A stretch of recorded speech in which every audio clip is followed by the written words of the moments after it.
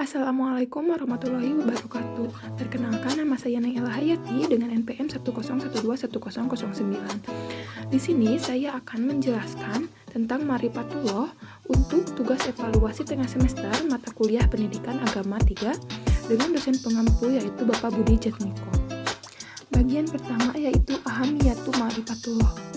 Ahamiyatu Ma'rifatullah atau pentingnya mengenal Allah, yang berarti mengenal atau berusaha untuk mengenal Allah baik wujud maupun sifatnya. Ahamiyatu Ma'rifatullah. Ma'rifat berasal dari kata Arab ya'rifu ma'rifah yang berarti mengenal atau usaha manusia untuk mengenal Allah baik wujud maupun sifatnya. Manusia sangat berkepentingan untuk mengetahui siapa pembuatnya dan untuk apa ia dibuat. Dalam Ahamiyatu Ma'rifatullah ada urgensi mengenal Allah. Yang pertama adalah al-maudu atau pembahasan. Allah Subhanahu wa Ta'ala, Allah yang sangat agung. Allah Ta'ala adalah Rabbul Alamin. Rabb yang punya atau pemilik. Di dalamnya terkandung pula arti mendidik, yaitu menyampaikan sesuatu kepada keadaannya yang sempurna dengan secara berangsur-angsur. Alamin artinya semesta alam, yakni semua jenis alam, yaitu alam tumbuh-tumbuhan, alam binatang, alam manusia, alam benda, dan alam makhluk yang bertubuh halus seperti malaikat, jin, serta alam yang lainnya. Kedua yaitu pemahaman dan pengetahuan kita tentang Allah Subhanahu wa Ta'ala harus didukung dengan kuatu dalil atau dalil-dalil yang kuat. Yang pertama adalah dalil naqli atau nas yang tertulis dalam kitab. Seperti dalam Quran surat Al-An'am ayat 19. Dan kedua dalil akli, yaitu nas yang tertulis dalam kitab akan semakin terbukti dengan dalil akli yang diperoleh oleh ayat alat kauniyah. Terdapat dalam Quran surat Al-Imran ayat 190. Dan terakhir adalah dalil fitri, yaitu fitrah atau naluri atau sunatullah. Terdapat dalam Quran surat Al-A'raf ayat 172. Urgensi mengenal Allah yang selanjutnya adalah karena ma'rifatullah atau mengetahui, mengenal dan mempelajari tentang Allah Subhanahu wa Ta'ala akan menumbuhkan atsamir atau buah atau hasil atau pengaruh di dalam jiwa, yakni raf'ul wa taqwa atau meningkatkan iman dan takwa yang menjadi jalan untuk mendapatkan karunia-Nya dalam dunia. Pertama adalah at-tumaninah atau ketenangan. Kedua adalah al-amnu atau rasa aman. Ketiga adalah al-huriyah atau kemerdekaan. Keempat adalah al-barakah atau keberkahan.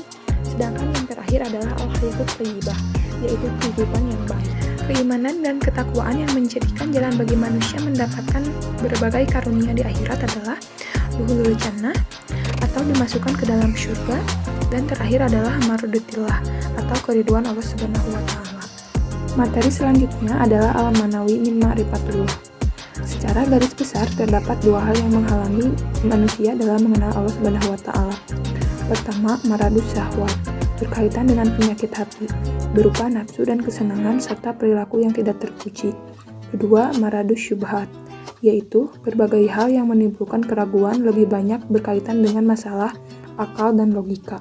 Maradus syahwat, syahwat artinya selera, nafsu, keinginan atau kecintaan. Sedangkan fitnah syahwat atau penyakit mengikuti syahwat adalah mengikuti apa yang telah disenangi oleh hati atau nafsu yang keluar dari batasan syariat. Syahwat fitnah ini sesungguhnya juga telah menimpa orang-orang pada zaman dahulu dan telah membinasakan mereka. Allah berfirman dalam Quran surat At-Taubah ayat 69. Sedangkan fitnah syahwat adalah fitnah wanita, fitnah anak. Di antara fitnah syahwat adalah saling berlomba meraih dunia dan rakus terhadap harta. Maradus syubhat. Syubhat artinya samar, kabur, atau tidak jelas. Penyakit syubhat yang menimpa hati seseorang akan merusakkan ilmu dan keyakinannya, sehingga terjadilah perkara ma'ruf yang menjadi samar dengan kemungkaran. Maka orang tersebut tidak mengenali yang ma'ruf dan tidak mengingkari kemungkaran.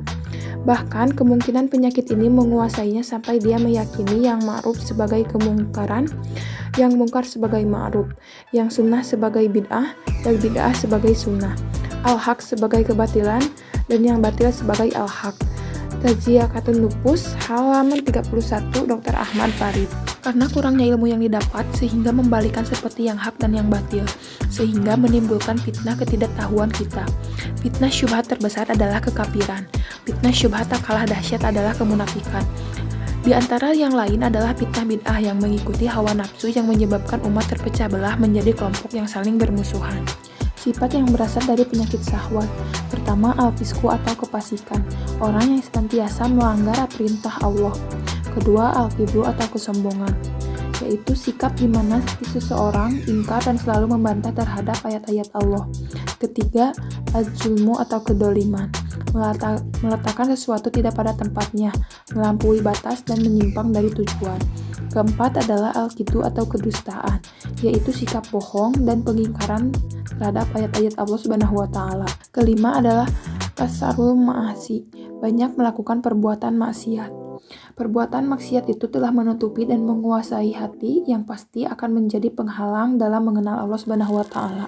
Selanjutnya, sifat yang berasal dari penyakit syubhat. Pertama, al-jahlu, tidak mau memikirkan ayat-ayat tentang Allah Subhanahu wa Ta'ala, baik kauliyah maupun kauniyah. Kedua, al-irtiyam, yaitu keraguan-raguan yang disebabkan karena sedikitnya ilmu dan ma'rifah atau pemahaman. Ketiga, al-inhifar, yaitu penyimpangan, di mana manusia tidak mau berpegang teguh kepada petunjuk Allah Subhanahu wa Ta'ala, tidak mau berkomitmen, serta tidak mau melaksanakan tuntutannya. Terakhir, al-ghaflah, yaitu kelalaian. Dikatakan bahwa pada poin pertama, manusia tidak mau menggunakan potensi dirinya untuk memahami ayat-ayat Allah Subhanahu wa Ta'ala, sehingga menyebabkan mereka lalai akan keinginan untuk mengenal Allah Subhanahu wa Ta'ala. Selanjutnya adalah at-thoriq ila ma'rifatullah, yaitu menuju pengenalan terhadap Allah Subhanahu wa Ta'ala. Allah Subhanahu wa Ta'ala tidak menampilkan kewujudan zat-Nya yang maha hebat di depan makhluk-makhluknya secara langsung dan dapat dilihat seperti kita melihat sesama makhluk, bahkan selagi boleh nampak dengan mata kepala kita. Dalam menuju pengenalan terhadap Allah Subhanahu wa Ta'ala ada beberapa metode. Pertama, metode Islam yang terdiri dengan nakli, kedua dengan akal. Kedua, metode selain Islam, yaitu pemikiran berkenaan dengan teologi dan kebutuhan banyak dibawa oleh pemikir dari serata dunia, tetapi tidak berlandaskan pada metode yang sebenarnya. Kebanyakan berlandaskan dugaan-dugaan, sangkan, atau hawa nafsu. Selanjutnya adalah al-adillah ala wujudillah. Pertama, ada dalil fitrah, yang lahir dari dalil fitrah manusia itu sendiri. Hal ini banyak diungkapkan di dalam Al-Quran. Bagaimanapun manusia umumnya mengakui adanya Allah Subhanahu wa Ta'ala. Kedua, dalil indra, yaitu dalil yang dapat dinikmati, dilihat, dirasa, dan disentuh oleh panca indra.